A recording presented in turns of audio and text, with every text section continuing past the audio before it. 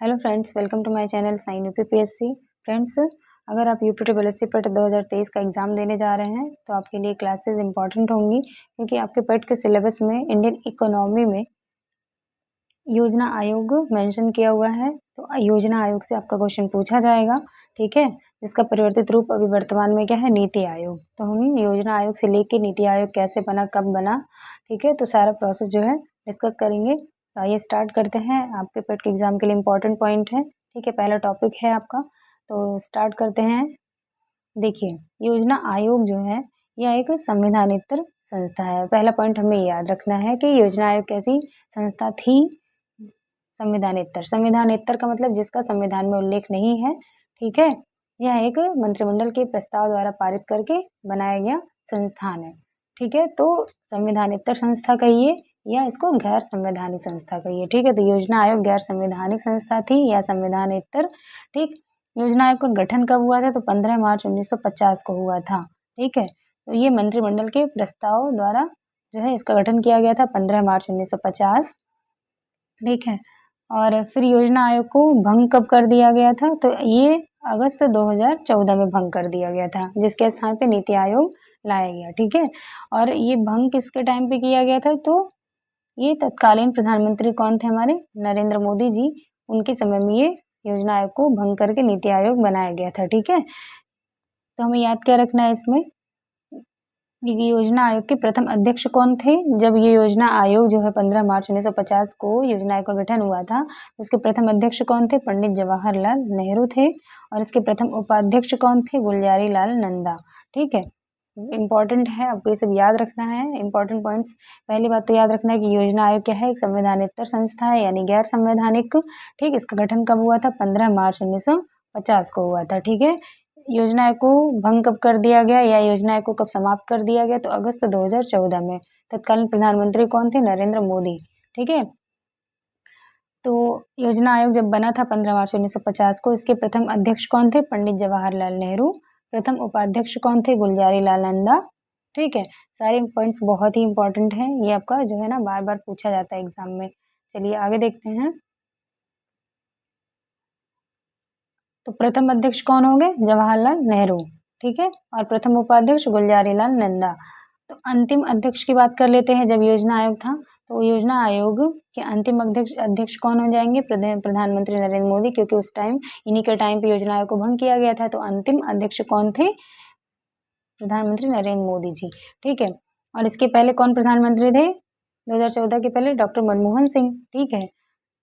चलिए, और अंतिम उपाध्यक्ष कौन हो जाएंगे, मोंटेक सिंह अहलूवालिया। वेरी इंपॉर्टेंट है, एग्जाम में पूछा जाता है कि योजना आयोग के अंतिम उपाध्यक्ष कौन थे, तो मोंटेक सिंह अहलूवालिया।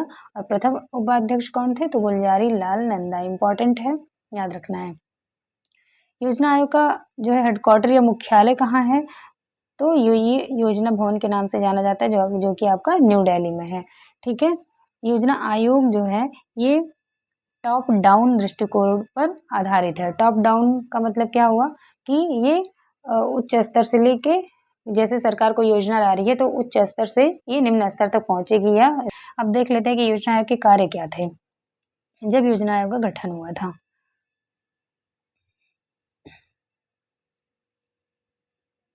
तो योजना आयोग का कार्य क्या था, देश के संसाधनों का आकलन करना और संसाधनों का प्रभावी उपयोग के लिए पंचवर्षीय योजनाएं बनाना और इन योजनाओं की प्रगति का आवधिक मूल्यांकन करना।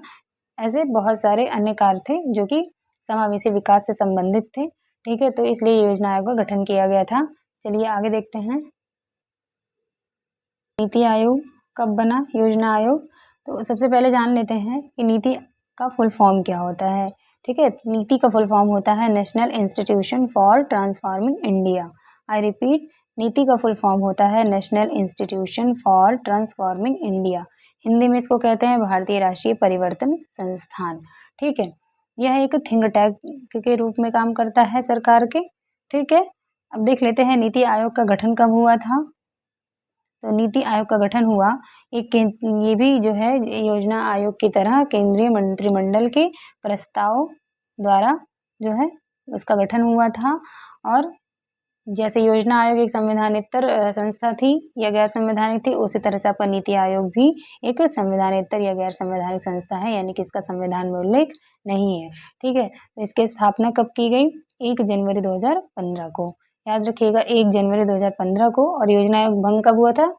2014 में। ठीक है, और नीति आयोग की स्थापना कब हुई? 1 जनवरी 2015 को। आइए नीति आयोग की संरचना देख लेते हैं।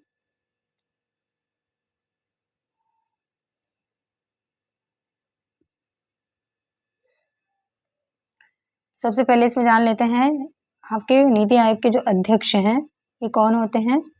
प्रधानमंत्री होते हैं। ठीक है, नीति आयोग के अध्यक्ष प्रधानमंत्री और योजना आयोग के भी अध्यक्ष जो है प्रधानमंत्री होते थे। ठीक है, इसकी संरचना में देख लेते हैं कि नीति आयोग में कौन कौन से लोग शामिल होते हैं। ठीक, तो एक अध्यक्ष होते हैं, ठीक, जो कि प्रधानमंत्री होते हैं। दूसरा क्या, एक उपाध्यक्ष होते हैं जो कि प्रधानमंत्री द्वारा नियुक्त किए जाते हैं। ठीक है, और संचालन परिषद में कौन कौन से सदस्य होते हैं ये जान लीजिए। सभी राज्यों के मुख्यमंत्री होते हैं। ठीक है, संचालन परिषद में सभी राज्यों के मुख्यमंत्री, केंद्र शासित प्रदेशों के उपराज्यपाल या प्रशासक होते हैं। याद रखिएगा, नीति आयोग के संचालन परिषद में सभी राज्यों के मुख्यमंत्री और केंद्र शासित प्रदेशों के उपराज्यपाल या प्रशासक होते हैं। ठीक, फिर अगला देखते हैं पूर्णकालिक सदस्यों की संख्या कितनी होती है इसमें। तो अधिकतम 5 सदस्य जो होते हैं वो पूर्णकालिक होते हैं और अंशकालिक सदस्यों की संख्या कितनी होती है? अधिकतम 2 होती है। ठीक है, इसके अलावा पदेन सदस्यों की संख्या कितनी होती है ये देख लेते हैं। तो पदेन सदस्यों की संख्या जो है प्रधानमंत्री द्वारा नामित केंद्रीय मंत्रिपरिषद के अधिकतम 4 सदस्य होते हैं जो कि इसके पदेन सदस्य बनते हैं। ठीक है, प्रधानमंत्री जो है अपने कैबिनेट से या मंत्रिपरिषद से 4 सदस्यों की नियुक्ति करते हैं। ठीक है, वही पदेन सदस्य बनते हैं। ठीक, इसके अलावा कुछ सदस्य जो है विशेष आमंत्रण पे बुलाए जाते हैं। ठीक है, विशेष आमंत्रित सदस्य की संख्या कितनी होती है ये कोई जो है डिसाइड नहीं है। प्रधानमंत्री द्वारा नामित विभिन्न क्षेत्रों के कुछ विशेषज्ञों को इसमें बुलाया जाता है। ठीक है, प्रधानमंत्री की इच्छा अनुसार वो जैसा चाहेंगे। ठीक है, तो क्या होता है इसमें विशेष आमंत्रित सदस्यों में इसमें जो है कुछ विशेषज्ञों को बुलाया जाता है विभिन्न क्षेत्रों के। ठीक है, इसके अलावा जो कि आपको इम्पोर्टेंट है, एग्जाम में पूछा जाता है, मुख्य कार्यकारी अधिकारी जो कि क्या कहलाते हैं? सीईओ कहलाते हैं। ठीक है, तो सीईओ यानी कि चीफ एग्जीक्यूटिव ऑफिसर, मुख्य कार्यकारी अधिकारी। ये एग्जाम में बार बार पूछता है कि मुख्य कार्यकारी अधिकारी या नीति आयोग के सीईओ कौन है, ये अक्सर क्वेश्चन आता है। ठीक है, तो सीईओ कौन होते हैं और कहाँ से चुने जाते हैं? तो भारत सरकार का ये सचिव होते हैं। ठीक है, भारत सरकार के सचिव स्तर के अधिकारी होते हैं। ठीक, जिसे प्रधानमंत्री द्वारा एक निश्चित कार्यकाल के लिए नियुक्त किया जाता है। ठीक है, सीईओ को अब क्वेश्चन बन जाए कि सीईओ की नियुक्ति कौन करता है? तो प्रधानमंत्री करते हैं। ठीक है, देखिए यहाँ पे चाहे पदेन सदस्य की बात हो या विशेष आमंत्रित सदस्य हो या अंशकालिक सदस्य हो, पूर्णकालिक सदस्य हो, सभी की नियुक्ति जो है या उपाध्यक्ष की बात हो तो सबकी नियुक्ति कौन करता है? प्रधानमंत्री करते हैं। ठीक है, चलिए अभी देख लेते हैं। जैसे आपका योजना आयोग था वो जो है टॉप टू बॉटम दृष्टिकोण पर आधारित था। इसका जस्ट उल्टा नीति आयोग जो है आपका ये बॉटम टू अप अप्रोच पर आधारित था। ठीक है, यानी कि योजना का लाभ सबसे पहले निम्न स्तर पर पहुंचे। ठीक है, उसके बाद ये उच्च स्तर पे जाए। ठीक है, तो ये जो है ना ये योजना आपकी सफल रही है। ठीक है, सबसे पहले जो है इन जिन्हें देख लेते हैं कि नीति आयोग जो है इसका मूल दर्शन क्या है। तो नीति आयोग का मूल दर्शन क्या है? सहकारी संघवाद। ठीक, सहकारी संघवाद का मतलब क्या है? ये कोऑपरेटिव फेडरेशन कहते हैं इसको इंग्लिश में। सहकारी संघवाद को कोऑपरेटिव फेडरेशन कहते हैं। सहकारी संघवाद का मतलब क्या है कि इसमें केंद्र और राज्य सरकारें मिलकर काम करेंगे। ठीक है, तो ये सहकारी संघवाद के मूल दर्शन पर आधारित है नीति आयोग। ठीक, यानी केंद्र और राज्य का इसमें सहयोग होगा और दोनों एक दूसरे को सहयोग करते हुए काम करेंगे। ठीक है, आगे देखते हैं। अब सबसे इम्पोर्टेंट पॉइंट है आपके एग्जाम के लिए, नीति आयोग के जो है प्रथम अध्यक्ष कौन थे जब नीति आयोग का गठन हुआ था 1 जनवरी 2015 को। तो नीति आयोग के प्रथम अध्यक्ष कौन थे? प्रधानमंत्री नरेंद्र मोदी। प्रथम उपाध्यक्ष कौन थे? अरविंद पनगड़िया। और प्रथम सीईओ कौन थे यानी चीफ एग्जीक्यूटिव ऑफिसर या मुख्य कार्यकारी अधिकारी? तो सिंधुश्री खुल्लर थे। याद रखना है, प्रथम अध्यक्ष नरेंद्र मोदी। ठीक, नीति आयोग के प्रथम अध्यक्ष नरेंद्र मोदी, प्रथम उपाध्यक्ष अरविंद पनगड़िया और प्रथम सीईओ सिंधुश्री खुल्लर थे। ठीक है, अब वर्तमान की बात करते हैं जो कि अब एग्जाम के लिए बहुत ही इंपॉर्टेंट है। तो वर्तमान अध्यक्ष कौन है? उपाध्यक्ष कौन है और सीईओ कौन है, इसको देख लेते हैं। तो वर्तमान अध्यक्ष कौन है, नरेंद्र मोदी, ठीक है, क्योंकि अध्यक्ष जो है वो प्रधानमंत्री ही होते हैं। उपाध्यक्ष कौन है, सुमन बेरी, और चीफ एग्जीक्यूटिव ऑफिसर यानी सीईओ कौन है, VBR Subrahmanyam. Okay, very important है, ये पूरा तीनों अच्छे से याद कर लीजिएगा। तीनों क्या, ये तो पूछा नहीं जाएगा, चांसेस तो एकदम जीरो के बराबर है। उपाध्यक्ष सबसे ज्यादा इंपॉर्टेंट है और सीईओ। उपाध्यक्ष कौन है, सुमन बेरी, और सीईओ कौन है, वीबीआर सुब्रमण्यम। ओके, आगे देखते हैं। अब देख लेते हैं, नोट करके एक पॉइंट है आपकी जानकारी के लिए और इम्पोर्टेंट है आपके लिए, क्या कि कह रहा है कि NITI Aayog is based on 7 pillars of effective governance, ठीक है। यानी कि कहने का मतलब है कि नीति आयोग जो है वो 7 स्तंभों पर आधारित है, ठीक है, प्रभावशाली गवर्नेंस के लिए, ठीक है, या प्रभावशाली प्रशासन के लिए जो है वो 7 पिलर्स पर आधारित है। उसमें से क्या क्या है देख लेते हैं इसको। तो पहला है आपका प्रो पीपुल, ठीक है, दूसरा है प्रो एक्टिविटी, तीसरा है पार्टिसिपेशन, चौथा है एम्पावरिंग, पांचवा है इंक्लूजन ऑफ ऑल, और छठा है आपका इक्वालिटी, और सातवां है ट्रांसपेरेंसी, ठीक है। इंपॉर्टेंट है, याद रखना है कि पहला जो है, पहला पिलर क्या है, प्रो पीपुल। प्रो पीपुल का मतलब क्या है, जनसंपर्क, ठीक है, मतलब कि समाज और व्यक्तियों दोनों की आकांक्षाओं को पूरा करने वाला है ये नीति आयोग, ठीक है, तो इसको कहा गया है प्रो पीपुल है, ठीक। दूसरा कह रहा है प्रो एक्टिविटी, ठीक है, प्रो एक्टिविटी का मतलब है कि नागरिकों की जरूरतों का अनुमान लगाने में और प्रतिक्रिया देने में समर्थ है, यह केंद्रित है, ठीक है, नीति आयोग, इसलिए इसको क्या कहा गया है, प्रो एक्टिविटी कहा गया है। तीसरा स्तंभ है पार्टिसिपेशन। पार्टिसिपेशन का क्या मतलब है कि यहाँ इसमें जो है नीति आयोग में आम जनता की भागीदारी शामिल है, इसलिए इसे तीसरा स्तंभ क्या है, पार्टिसिपेशन। और चौथा है एम्पावरिंग, ठीक है, इसमें क्या करना है, सशक्त बनाना, खासकर महिलाओं को विशेष रूप से जीवन के सभी पहलुओं में सशक्त बनाना है, इसलिए चौथा स्तंभ है एम्पावरिंग।